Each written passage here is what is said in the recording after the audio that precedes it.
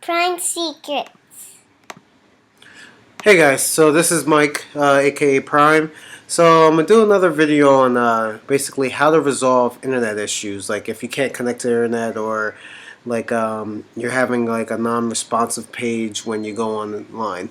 Um, so I've been getting a lot of comments saying people can't connect to the internet, so they can't basically do the troubleshooting for like virus removals because they can't connect to the internet. So we're going to do this step, and then after this, you can go to the other videos and remove those infections. So first thing you want to make sure is, as you see at the bottom, you see this little X symbol.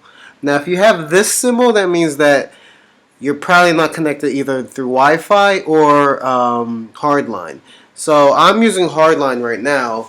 So this is what you definitely got to make sure of. If you get this symbol and it's Wi-Fi, check the switch and make sure your Wi-Fi switch is on. Now, if you're getting the signal on your hardline, which means that you're connected through the Ethernet, that means your cable is probably not connected. So you want to make sure that the cable is connected into your computer, either if it's a laptop or desktop. Make sure that cable is connected directly into it, and then from the other end you want to check to make sure it's connected to your router or your modem. That's the first step to do into troubleshooting. See, now mine is disabled, so that's why I'm getting this X here. So another thing you could check, if you right click on the monitor looking screen, click here, open network and sharing center. You'll get this window right here. So you want to go to adapter settings. You want to make sure you right click on your port and make sure it's enabled. If it's disabled, enable it, because that could be another reason why it's not connecting to the internet. Alright, so now let's say if you got that and then you click on your Firefox or whatever browser you're using. I have all three here. But you're still getting on the non-responsive page. Let me give you an example. So let's say if I wanted to go to Google, but I'm still getting this, like, oh man, what's going on? So, and you're getting this X, so just make sure the cable, first the cable is connected, or if your Wi-Fi, make sure you're connected to your network settings. So now, let me turn on my adapter here. So now I got a different symbol. Now, if you're in the video and you're looking at it and you have this symbol, the exclamation point usually means that you don't have a valid IP address or you're just unable to ping out to the network. Now, if you're getting this issue, again, check your Wi-Fi. Make sure you're connected to the right network. That could be an issue. And then your hard line, make sure your hard line is connected into the correct port on your FiOS router or modem. So let's do some troubleshooting why I can't connect here. So I want you to go to the start menu, type in CMD, and now I'm gonna do a IP config, and then hit enter. And then as you can see, this is my IP address is right here, 192.168.31.1. See, if you did IP config and you have a whole bunch of gibberish numbers like that, that means you probably have a virus in your computer, but you can change it temporarily so you can get on the internet. A typical network mask, it depends on your area. It's usually 192.168.1.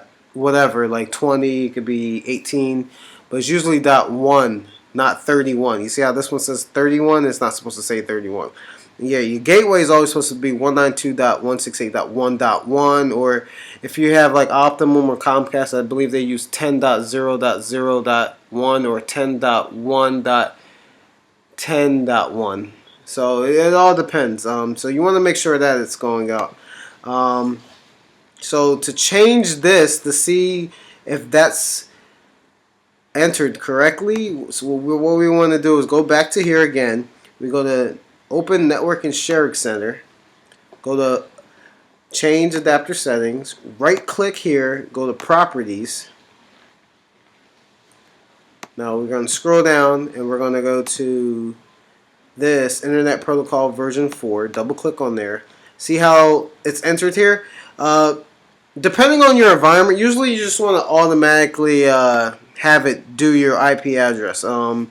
This is called, like, this is when you want to do static IPs. I mean, if you have any questions about that, just leave a comment below. I can explain that in more detail. But static IPs is usually like if you don't want your IP on your computer to never change, so you'll keep that static. So like your router will always assign your computer that static IP. But that's another lesson. So let's just make sure all this is automatic and this is automatic as well. Then let's hit OK and OK again. So now when it says identifying, that means it's trying to get an IP address from the router or modem so we can establish an internet connection. So as you can see right here at the bottom, the symbol changed. This is the symbol that we want to connect to the internet. This is correct. So another way to verify it, we're going to go to the Start menu, CMD, hit Enter. So let's do IP config again. And see what I was saying before? You have 192.168.1.1. This is correct. Yeah, then you have 192.168.1. And this is the IP that it assigned us, which is 26. So, which is okay. That's good. Now, if you're getting different, like if you're getting like a MAC address like here only, that means your router or your modem is not giving out the right IP address. Another method is to restart your modems. So if you have FiOS, you just take the plug out of it. Another modem is Comcast. Comcast is one. Time Warner is one. Optimum, and those are like the 4 basic ones I know. It depending on the area you're at. I don't know all the ISPs out there, service providers, but they can also need to be restart. Sorry, you also need to restart your modems on those if you're not getting the right IP address or if your internet's not working. Now, if you have a router attached to your FiOS modem, what you want to do is you want to restart both of them. So the correct procedure to doing that is to unplug both of them, turn on the modem first, and then wait for all the lights to come on, and then after that you want to turn on your router. Once those are established, then you could try to access the internet, and that should work. Now if you did all these steps and you're still not able to connect, and let's say if you're still getting this symbol right here at the bottom, then that probably means that you have a defective wireless card or Ethernet port.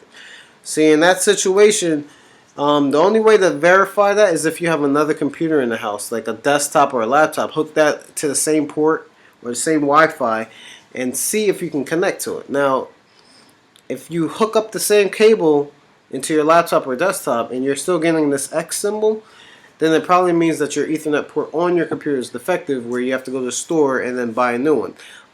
You'll have to, if you have a desktop, you can buy onboard network cards. You can buy those. If you have a laptop, you're going to have to replace the board. Now, they have USB ones in the store you can purchase, so you don't have to replace the board, which might be the cheaper route. But if you have an older laptop, then you probably just want to buy a new laptop. If it's a wireless card that's defective, there's plenty of those in the store. You can go to Best Buy, you can go to Micro Center, you go any close store to you. Maybe even Staples have them, wireless little adapters that you can plug into the side of the computers to get them in there, to get them working for you. Now, if you do plug it in, and let's say if you plugged in your modem, you plugged in your computer directly to your modem, you're still not getting internet, then you have to call your service provider. If you went through all these steps and you're still having these issues, you have to call your service provider to actually get it open. Lastly, the thing that you also want to check is your antivirus. Now, if your antivirus is expired, I see Norton Internet Security or 360. I see Norton do this all the time. McAfee does it as well. How it will block you from your getting on the internet.